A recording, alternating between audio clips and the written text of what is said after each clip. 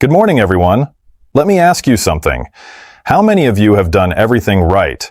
Cut the carbs, hit the gym, counted every calorie, and still can't shake that stubborn belly fat? Pause, scan the room. Here's the truth nobody's telling you. It might not be about what you're eating. It might be about what your body is doing while you sleep, while you sit in traffic, while you scroll through your phone at 11 p.m., silently pumping out a hormone called cortisol. Cortisol isn't the enemy. It's your body's alarm system. But when that alarm never turns off, when stress becomes your default setting, cortisol starts telling your body to store fat in one very specific place, right around your midsection. Today I'm going to show you something simple. Not a diet. Not a punishing workout. Just 10 minutes a morning, a small window of time that can help reset that stress response before it ever has the chance to sabotage your body. By the end of this talk, you'll understand exactly why your belly fat has been so stubborn and exactly what to do about it, starting tomorrow morning. Let's get into it. Let's talk about something most people get completely backwards. When you think about belly fat, you think about donuts. You think about soda. You think about sitting on the couch instead of going to the gym. And sure, those things matter. But there's a hidden player in this story that almost nobody talks about. And it's not sitting in your kitchen. It's sitting in your bloodstream. It's called cortisol. Cortisol is a hormone your adrenal glands produce every single day. It's not some rare toxin, it's not something foreign, it's built into you. In the right amounts, cortisol is actually your friend. It wakes you up in the morning. It gives you the energy to get through a tough workout. It sharpens your focus when you're facing a deadline. This is what scientists call the fight-or-flight response. Your body's built-in alarm system, ready to protect you the second it senses danger. Here's the problem. Your body was designed for a world where danger meant something like being chased by a wild animal. Short burst of stress, cortisol spikes. You run, you escape. Cortisol drops back down, balance restored. But that is not the world you're living in anymore. Now, the danger is your inbox at 7 a.m. It's your notifications buzzing before your feet even touch the floor. It's traffic. It's your boss. It's your bills. It's the constant hum of low-grade pressure that never fully turns off.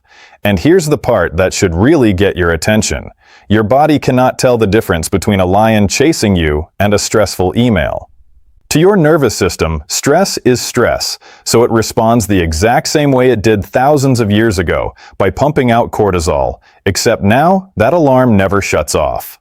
And when cortisol stays elevated, not for minutes, but for hours, for days, for months, your body starts making decisions based on survival. It thinks it's under constant threat. And when your body believes it's under threat, it does something very specific. It starts storing fat. Not randomly, strategically, around your organs, around your midsection. Because in survival mode, your body considers belly fat protective, an energy reserve close to your vital organs, ready to be used in an emergency that, in the modern world, never actually comes. This is why you can eat clean, hit the gym 5 days a week, do everything the fitness magazines tell you, and still watch that stubborn layer around your stomach refuse to move. It's not always a food problem. It's not always a discipline problem. Sometimes it's a stress hormone quietly working against every single effort you're making. Think about that for a second. You could be doing everything right on the outside while your body is working against you on the inside, because cortisol doesn't care about your willpower. It doesn't care about your meal prep containers or your step count. It cares about one thing, keeping you alive based on the signals it's receiving. And right now, for so many of us, those signals are saying danger nearly every waking hour. This is also why so many people feel exhausted and inflamed and puffier than usual, even when the scale isn't dramatically moving. Cortisol doesn't just target fat storage. It affects sleep quality. It affects blood sugar regulation. It affects how your body holds on to water and inflammation. It touches nearly everything. So when we talk about cortisol belly, we're not talking about a trendy buzzword. We're talking about a very real, very physiological chain reaction, one that starts the moment your eyes open in the morning, long before you've made a single food choice for the day. Let's walk through what actually happens in those first few minutes after you wake up. because this is where the real damage gets done. Often before you've even brushed your teeth. You open your eyes. What's the very first thing you do? Be honest. For most people, it's reaching for the phone. Before your feet touch the ground, before you've had a sip of water, before your body has even fully transitioned out of sleep, you're already scrolling. Emails, texts, news headlines, social media. And what's waiting for you there? More often than not, it's something demanding your attention, something urgent, something stressful. Think about what you're doing to your nervous system in that moment. You've just come out of a restorative state, sleep, where cortisol is naturally supposed to be at its lowest, and within seconds, you're flooding your brain with information that says, respond now, react now, worry now. Your body doesn't get a gentle transition into the day. It gets slammed into high alert before you've even said good morning to yourself. Then what happens? You rush. You've got 15 minutes to get dressed, get the kids ready, get out the door. Your heart rate ticks up, not from movement, but from urgency. You skip breakfast, or you grab something fast, often something sugary, because there's no time to think about nourishment. You're moving through your own home like you're being chased, even though nothing is actually chasing you. Then comes the coffee. And I want to be clear, I'm not telling you to give up coffee. But consider this. If you're already stressed, already running on adrenaline, and then you add a concentrated dose of caffeine into a body that's already flooded with cortisol, you're not calming the storm, you're pouring fuel on it. Caffeine on an already stressed system can push cortisol even higher, especially when it's consumed before you've eaten anything. And then you get in the car, or you step onto public transit, or you open your laptop for that first meeting, and the traffic is bad, or the train is late, or the meeting starts with bad news. Your body, which has been on high alert since the second you opened your eyes, just keeps climbing. There's no window, no pause, no moment where your nervous system gets to say, okay, we're safe, we can stand down. This is the pattern for so many people, day after day after day. And here's what makes it so dangerous. It doesn't feel unusual. It feels normal. It feels like just life, because everyone around you is doing the exact same thing. Everyone's rushing. Everyone's stressed before 8 a.m. So you don't even register it as a problem. You just call it mornings. But your body registers every second of it. Your adrenal glands don't know that this is just how mornings are now. They only know what they're sensing, urgency, pressure, a lack of safety, and they respond the only way they know how, by keeping that cortisol tap running. And this is the part that really matters for our conversation today. Whatever happens to your cortisol in that first hour after waking often sets the tone for your cortisol levels for the rest of the day. If you start high and rushed, your baseline for the entire day shifts higher. You're not just dealing with one stressful morning, you're carrying an elevated stress load into every meeting, every meal, every decision you make for the next 12, 14, 16 hours. So when we talk about belly fat that won't budge, no matter what you try, we have to start asking a different question. Not, what did I eat today? But, what did my nervous system experience the moment I woke up? Because if the very first thing your body encounters each day is chaos, urgency, and stress, before food, before exercise, before anything else, you are starting every single day already working against yourself, and no amount of dieting in the afternoon can undo what happened in those first unprotected minutes of the morning. So if chaos in the morning is what sets your cortisol on fire, what's the opposite? What does it actually look like to give your nervous system a different signal, one that says, we are safe, instead of, we are under attack? This is where the 10-minute reset comes in. And I want to be very clear about what this is not. It is not a workout. It is not another task on your to-do list.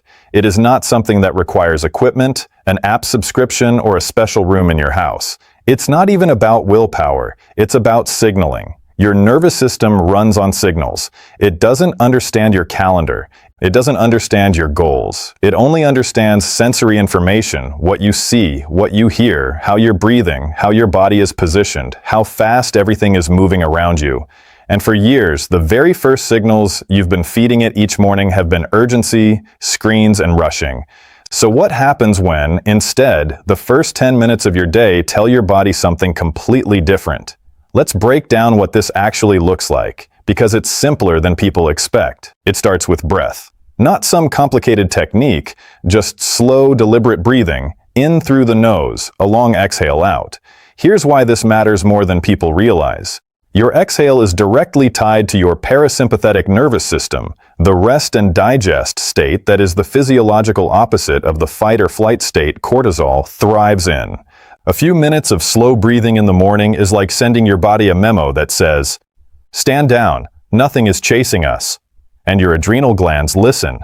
Cortisol production begins to ease. Next is light, real light. Sunlight, or as close to it as you can get, hitting your eyes within that first window of waking. This isn't wellness folklore, this is basic human biology. Natural light exposure in the morning helps regulate your circadian rhythm, and your circadian rhythm and your cortisol rhythm are deeply connected.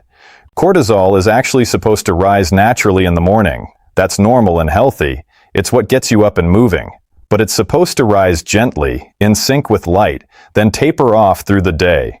When you wake up in a dark room and go straight to a phone screen instead, you disrupt that natural rhythm, and cortisol becomes erratic instead of balanced. Then there's movement, but not the kind you're picturing. Not an intense workout, not something that spikes your heart rate. I'm talking about gentle movement, stretching, a short walk, simply rolling your shoulders and neck. This kind of movement tells your body that you are physically capable, physically safe, and in control of your environment, which is the exact opposite message that rushing around your kitchen at full speed sends. And finally, and this might be the most overlooked piece, silence. No notifications, no headlines, no scrolling. Just a few minutes where your brain isn't being pulled in 6 directions by other people's demands and other people's emergencies.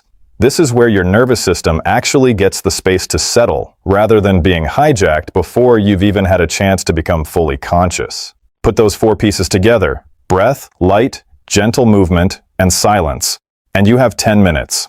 Just 10 minutes. Not an hour-long ritual, not a lifestyle overhaul. 10 minutes where, instead of flooding your system with urgency, you're doing the opposite. You're telling your body gently but clearly that it is not in danger. And remember what we talked about earlier. Whatever happens to your cortisol in that first hour tends to set your baseline for the rest of the day. So if those first 10 minutes are calm instead of chaotic, that calm doesn't just disappear once you close your eyes and open them again to start your commute.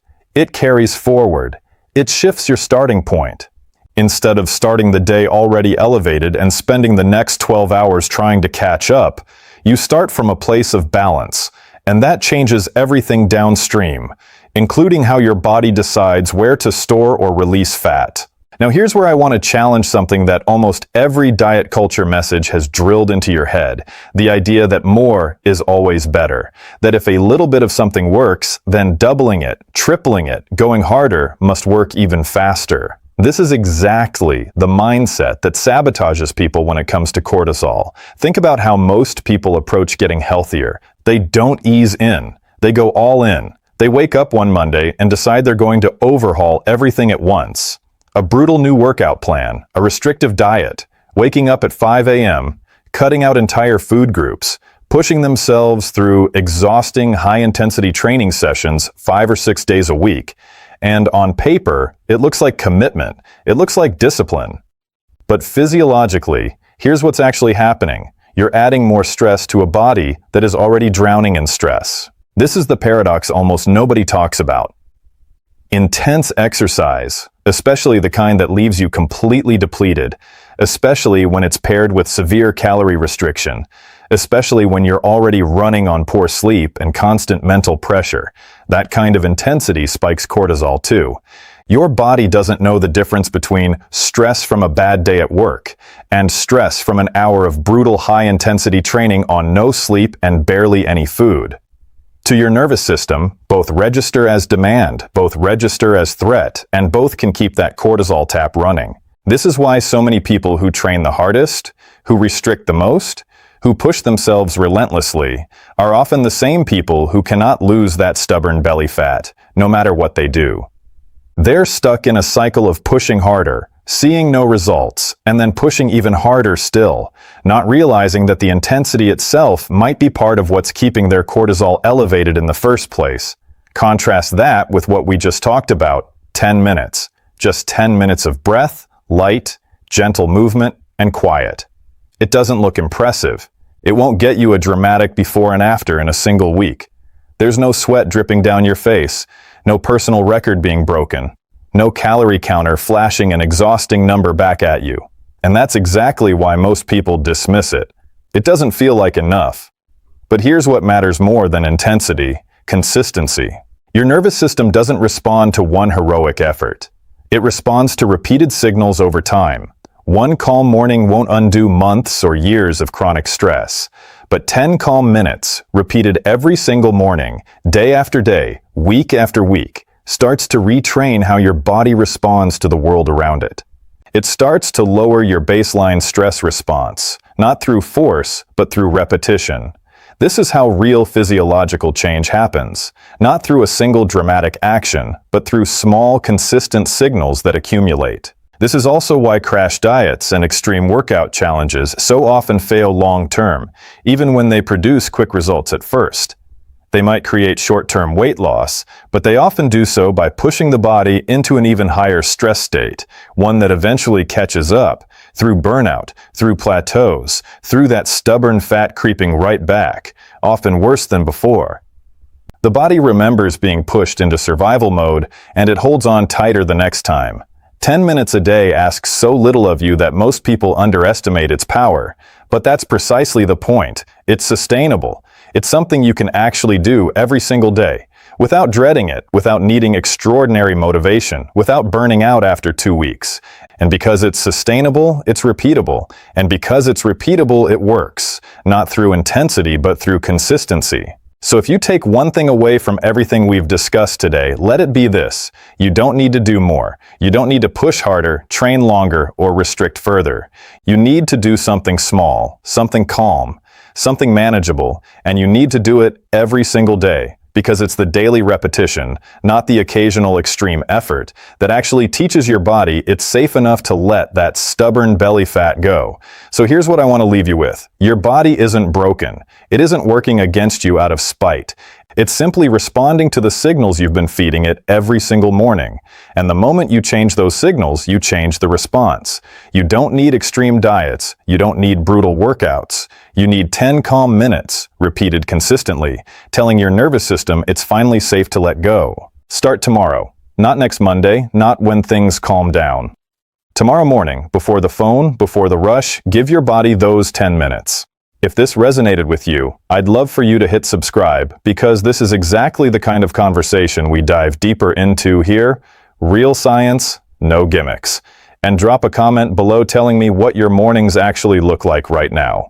I read every single one. Thank you for being here today.